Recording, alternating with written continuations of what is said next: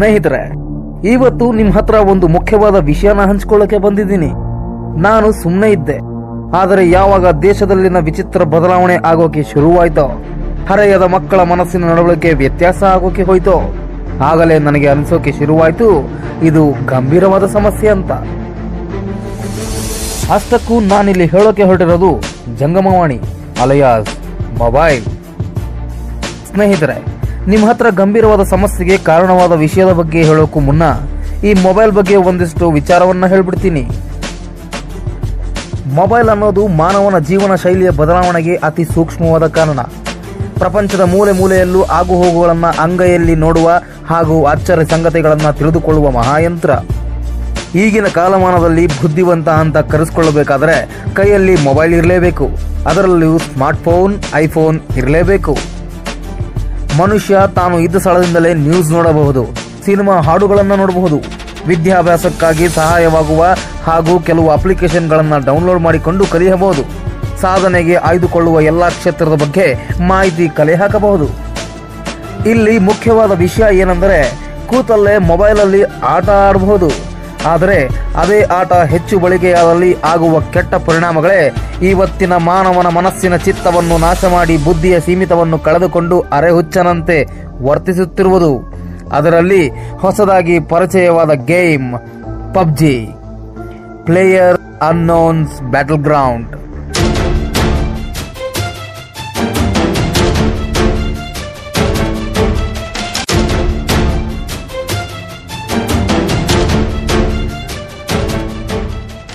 ಹೈಸ್ಕೂಲ್ಗೆ ಹೋಗೋ ಮಕ್ಕಳಿಂದ ಹಿಡಿದು ಮಕ್ಕಳು ಮಾಡಿರೋ ಪೋಷಕರವರೆಗೂ ಎಲ್ಲರ ಕೈಯಲ್ಲಿ ಇದೇ ಪಬ್ಜಿ.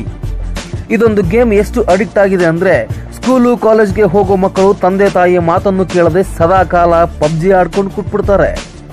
ಪಬ್ಲಿಕ್ ಪಾರ್ಕ್ನಲ್ಲಿ, ಫಂಕ್ಷನ್ಗಳಲ್ಲಿ, ಬಂಧುಗಳ ಮನೆಗೆ ಹೋದಲ್ಲಿ ಎಲ್ಲಂದರಲ್ಲಿ ಕೈಗೆ ಮೊಬೈಲ್, ಅದರಲ್ಲಿ ಪಬ್ಜಿ ಇದ್ಬಿಟ್ರೆ ಮುಗೀತು, ಆಕಾಶ ಭೂಮಿ ಒಂದಾದ್ರೂ ಗೊತ್ತಾಗೋದಿಲ್ಲ, ಅಷ್ಟು ಮಗ್ನವಾಗಿ ಬಿಡ್ತಾರೆ. ಸ್ನೇಹಿತರೆ, ಈ ಪಬ್ಜಿ ಅನ್ನೋದು ಮಲ್ಟಿಪ್ಲೇಯರ್ ಆನ್ಲೈನ್ ಶೂಟರ್ ಗೇಮ್. ಈ ಪಬ್ಜಿ ಕಣ್ಣು ಹಿಡಿದಿದ್ದು ಐರಿಷ್ ಮೂಲದವನಾದ ವ್ಯಕ್ತಿ ಬ್ರೆಂಡನ್ ಗ್ರೀನ್. ಹುಟ್ಟಿದ್ದು 1976ರಲ್ಲಿ ಬೆಲೆಶನಾನ್, ಐರ್ಲೆಂಡ್ ಅಲ್ಲಿ.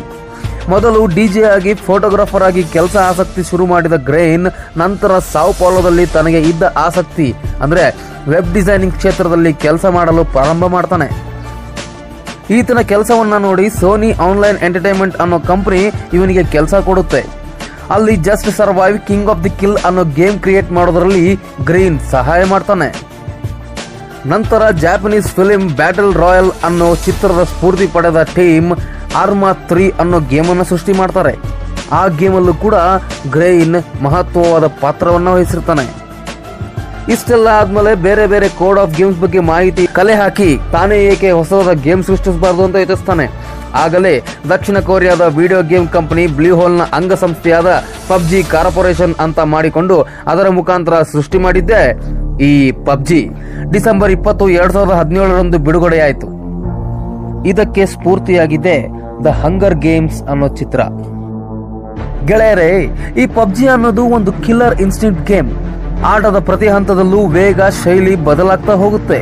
ಹಾಗಾಗಿ ಇದಕ್ಕೆ ಅಡಿಕ್ಟ್ ಆಗೋದು. 100 ಆಟಗಾರರಿಂದ ಸೀಮಿತ ಪ್ರದೇಶದಲ್ಲಿ ಶುರುವಾಗೋ ಈ ಆಟ ಬೇಕಾದ ಆಯುಧಗಳನ್ನ ಹುಡುಕುತ್ತಾ ಎದುರಾಳಿಗಳನ್ನ ಹೊಡೆದುರುಳಿಸುವುದೇ ಈ ಆಟ. ಇದರಲ್ಲಿ ಸ್ನೈಪರ್ಗಳಿರುತ್ತೆ, ವೆಹಿಕಲ್ಸ್ ಇರುತ್ತೆ, ಗ್ರೆನೇಡ್, ಶಾರ್ಟ್ ಗನ್, ಕ್ರಾಸ್ ಬೋ ಅಂತಹ ವೆಪನ್ಸ್ಗಳಿರುತ್ತೆ. ಆದರೆ ಆಟನ ಆಟದ ತರನೇ ಆಡಬೇಕು.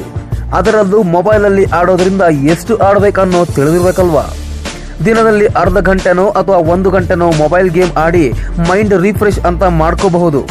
ಆದರೆ ಅದೇ ವಿಪರೀತವಾಗಿ ಹೋದಾಗ ಅದರ ಫಲಿತಾಂಶ ಕೂಡ ಬೇರೆನೇ ಆಗಿರುತ್ತೆ. ಈ ಪಬ್ಜಿ ಆಟಕ್ಕೆ ಅಡಿಕ್ಟ್ ಆಗಿ ಬಲಿಯಾದವರ ಸಂಖ್ಯೆ ಏರ್ತಾನೆ ಇದೆ. ತೆಲಂಗಾಣದಲ್ಲಿ 20 ವರ್ಷದ ಹುಡುಗನೊಬ್ಬ ಸತತವಾಗಿ 45 ದಿನಗಳ ಕಾಲ ಈ ಪಬ್ಜಿ ಆಡಿ ಕುತ್ತಿಗೆ ನೋವಾಗಿ ಆಸ್ಪತ್ರೆಯಲ್ಲಿ ಗುಡ್ ಬೈ ಹೇಳ್ತಾನೆ.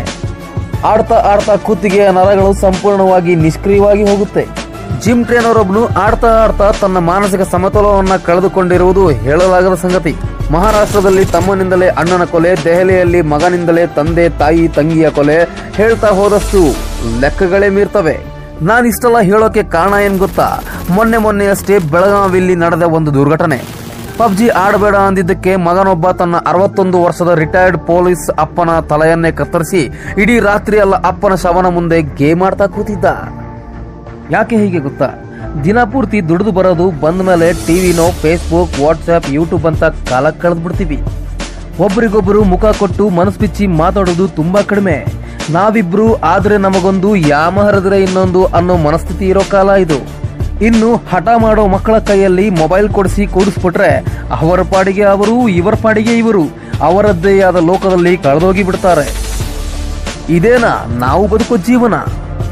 ಸಾಹಿತ್ಯ ಲೋಕದ ಬಗ್ಗೆ ಆಸಕ್ತಿ ಇಲ್ಲ, ತಂತ್ರಜ್ಞಾನದ ವಿಷಯ ಬಗ್ಗೆ ಕುತೂಹಲ ಇಲ್ಲ, ಸಂಸ್ಕೃತಿಯ ಬಗ್ಗೆ ಬಲವು, ಸಾಧನೆಯ ಬಗ್ಗೆ ಛಲವು ಎಲ್ಲವೂ ಮೊಬೈಲ್ ಸ್ಕ್ರೀನ್ ಮೇಲೆ ಹೆಬ್ಬಟ್ಟಿನಿಂದ ತಿದ್ದಿರೋದರಲ್ಲೇ ಮುಳುಗೋಗಿರ್ತೀವಿ. ನನಗೆ ಸಂಬಂಧಿಕರ ಮನೆಗೆ ಹೋದಾಗ ಅವರ ಮಕ್ಕಳು ಫೋನ್ ಹಿಡಿದುಕೊಂಡು ಆಟ ಆಡೋದನ್ನ ನೋಡಿದ್ರೆ ಮಕ್ಕಳಿಗಲ್ಲ, ಅವರ ಪೋಷಕರ ಕಪಾಳಕ್ಕೆ 4 ಬಿಗಿಯಷ್ಟು ಕೋಪ ಬರುತ್ತೆ. ಯಾಕಂದ್ರೆ ಮನೆಗೆ ಬಂದ ಅತಿಥಿಗಳನ್ನ, ಹಿರಿಯರನ್ನ ಹೇಗೆ ಗೌರವಿಸಬೇಕು ಅನ್ನೋ ಕನಿಷ್ಠ ಜ್ಞಾನವನ್ನು ಕೂಡ ಕಲಿಸಿರೋದಿಲ್ಲ. ಬಂಧುತ್ವದ ಬೆಲೆಯ ಬಗ್ಗೆ ತಿಳಿ ಹೇಳಿರೋದಿಲ್ಲ. ಆ ಮಕ್ಕಳಿಗೆ ಅಣ್ಣ, ಅಕ್ಕ, ಚಿಕ್ಕಪ್ಪ, ದೊಡ್ಡಪ್ಪ ಹೀಗೆ ಭಾವನೆಗಳ ಅರಿವೇ ಇರೋದಿಲ್ಲ. ಈಗಂತೂ ಸಂಬಂಧಿಕರು ಭೇಟಿಯಾಗೋದೇ ಕಡಿಮೆ. ನಾವು ಹೋದ್ರೆ ಅವರು ಬರ್ತಾರೆ, ಅವರು ಬಂದ್ರೆ ನಾವು ಹೋಗ್ಬೇಕು, ಈ ತಾಪತ್ರಯೇ ಬೇಡ, ನಮ್ಮ ಪಾಡಿಗೆ ನಾವು ಅಂತ ಸುಮ್ಮನಾಗಿ ಬಿಡೋ ಮನಸ್ಸುಗಳು. ಹೀಗಾಗಿ ಮಕ್ಕಳ ಮನಸ್ಸಿನಲ್ಲಿ ನಾನು, ನನ್ನದು ಅನ್ನೋ ಸ್ವಾರ್ಥ ತುಂಬುತ್ತೆ, ಅಹಂಕಾರ ಮೂಡುತ್ತೆ, ಹಠ ಮಾಡುವ ಮನಸ್ಥಿತಿ ಉಂಟಾಗುತ್ತೆ. ಮನಸ್ಸಿನ ಭಾವನೆಗಳ ಏರಿಳಿತದ ವ್ಯತ್ಯಾಸದ ತಿಳಿಯದೆ ಒಂಟಿಯಾಗಿ ಮಾನಸಿಕ ಸಮತೋಲನವನ್ನು ಕಳೆದುಕೊಂಡು ಅಂಧಕಾರದಲ್ಲಿ ಮುಳುಗಬೇಕಾಗುತ್ತದೆ. ಗೆಳೆಯರೇ, ಇದು ನನ್ನ ಅಭಿಪ್ರಾಯ. ಈ ವಿಚಾರದ ಬಗ್ಗೆ ಕೂಲಂಕುಷವಾಗಿ ತಿಳಿದುಕೊಂಡು ನಿರ್ಧಾರ ತೆಗೆದುಕೊಳ್ಳುವುದು ನಿಮಗೆ ಬಿಟ್ಟಿದ್ದು. ಬಾಂಧವ್ಯ, ಕ್ರೀಡೆ, ಸಾಹಿತ್ಯ, ತಂತ್ರಜ್ಞಾನದ ಪರಿಚಯ ಕೊಡ್ತೀರೋ ಅಥವಾ ಮೊಬೈಲ್ ಫೋನ್ ಕೊಟ್ಟು ಮೂಲೆ ಕೂಡಿಸಿ ನಿಮಗೆ ಮುಳ್ಳಾಗೋ ಹಾಗೆ ಬೆಳೆಸ್ತಿರೋ? ನಿಮ್ಮ ಮಕ್ಕಳ ಬಗ್ಗೆ ನಿಮಗೆ ಬಿಟ್ಟಿದ್ದು. ಜೈ ಹಿಂದ್, ಜೈ ಕರ್ನಾಟಕ.